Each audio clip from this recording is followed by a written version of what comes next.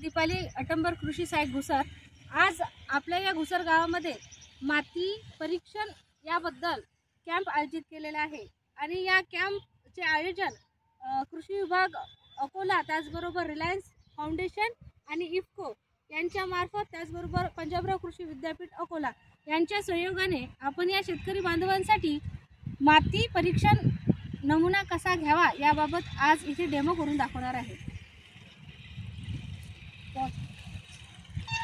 नमस्कार, मी सचिन मातळे, रिलायन्स फाउंडेशनला कृषीतज्ञ महाराष्ट्र यातर्फे काम करतो आणि आज आपण घुसर या गावामध्ये माती परीक्षणासाठी जमलेलो आहे आणि शेतकरी बंधूंनो, आपण प्रातिनिधिक स्वरूपात माती नमुना हा घेतला गेला पाहिजे।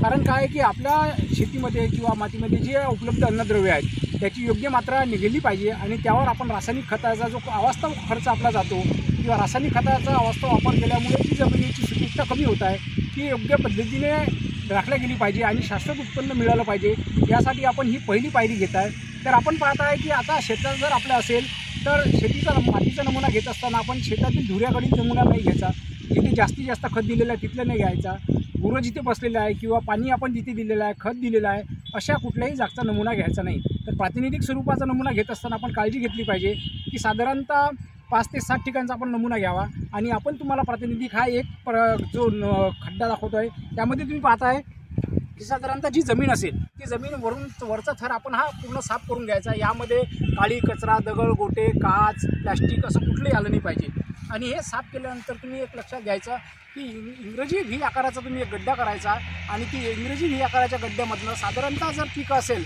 सोयाबीन असेल, कपाशी असेल किंवा शेती पिकं असतील, भाजीपाला पिकं असेल तर 15 सेंटीमीटरपर्यंत घ्या, कपाशी असेल आणि ऊस वगैरे असेल तर 30 सेंटीमीटरपर्यंत घ्या। फळाचा नमुना जर घ्यायचा असेल तर तुम्हाला 30, 60 आणि 90 म्हणजे साधारणतः 1 मीटरपर्यंत तुम्हाला घ्यावं लागेल फळझाडांसाठी।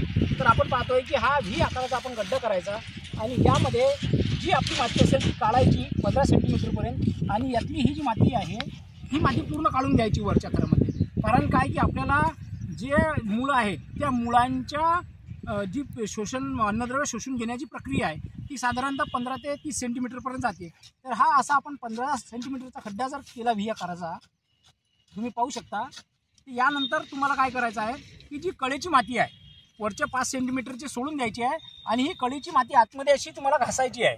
म्हणजे ही माती जी आहे या काळीच्या साह्याने किंवा कामटीच्या साह्याने तुम्हाला आतमधली माती घासायची आहे आणि ही माती जी तुम्ही घ्याल ही माती साधारणतः तुम्हाला एका खड्ड्यातनं 500 ग्रॅम घ्यायची आहे। मग तुम्हाला आता दुसरा हे दाखवतो यामध्ये।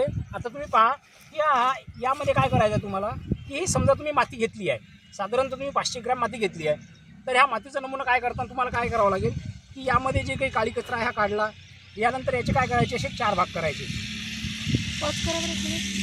तुम्ही ही 15 सेंटीमीटरपर्यंत या काळीच्या साह्याने यासाठी घ्यायची आहे कारण जर तुम्ही नत्रस्फुरत पालाश करत आहे तर तुम्ही लोखंडी अवजार वापरू शकता, परंतु तुम्ही सूक्ष्म अन्नद्रव्य जर घेत असाल तर तुम्हाला या कामटीच्या साह्यानेच किंवा काळीच्या साह्यानेच माती घ्यावी लागेल। 30 सेंटीमीटरपर्यंत तुम्ही हा नमुना साधारणतः तुमच्या शेतामधील 7 ते 8 जागेपासून काढायचा आहे आणि तो 5, 10 आणि 15 सेंटीमीटरमधनं काढल्यानंतर साधारणतः 500 ग्रॅम तुम्हाला मातीचा नमुना घ्यायचा आहे। आता हा एक प्रातिनिधिक स्वरूपाचा नमुना तुम्ही घेतलेला आहे, तर या नमुन्यात तुम्हाला कसा आणखीन 7 जागेवरनं काढायचा आहे ते तुम्हाला शिकवणार। तर आपण आता साधारणतः ही माती जी आहे ही चांगली थोडी बारीक माती घेतली आहे। तर आता तुम्ही पाहू शकता की हा एक नमुना आहे। तर मॅडमला सांगावं असं वाटतं की मॅडम हा एक नमुना आपण समजा 500 ग्रॅम घेतला आहे, तर या पद्धतीने हा नमुना गोळा केल्यानंतर याचे असे 4 भाग तुम्हाला करायचे आहेत। हा एका खड्ड्यातनं घेतलेला आहे, असे तुम्हाला 7 वेगवेगळ्या जागचे आणि साधारणतः तुमचं जर क्षेत्र असेल तर एका खड्ड्यापासून दुसऱ्या खड्ड्याचं 200 मीटर अंतर असणं गरजेचं आहे। तर असे 4 प्रकारचे तुम्ही याचे 4 भाग केले। हे 4 भाग केल्यानंतर तुम्हाला काय करायचं आहे, यातला जो समोरासमोरील बाजू आहे म्हणजे ही समोरासमोरील बाजू तुम्ही काढून घेतली। यानंतर तुम्हाला हा पुन्हा गोळा करायचा आहे, पुन्हा मिक्स केल्यानंतर तुम्हाला याचे पुन्हा 4 भाग करायचे आहे। तर यामध्ये तुम्हाला एक लक्षात घ्यावं लागेल की जे दगड गोटे वगैरे असेल किंवा काळी कचरा असेल तो काढून टाकायचा, मोठमोठे दगड असेल ते काढून टाकायचे आणि याचे पुन्हा 4 भाग करायचे आहेत। तर ही प्रक्रिया तुम्हाला साधारणतः 200 ग्रॅम हे माती नमुना असेपर्यंत करायची आहे, म्हणजे 4 भाग करायचे आणि काढून टाकायचे।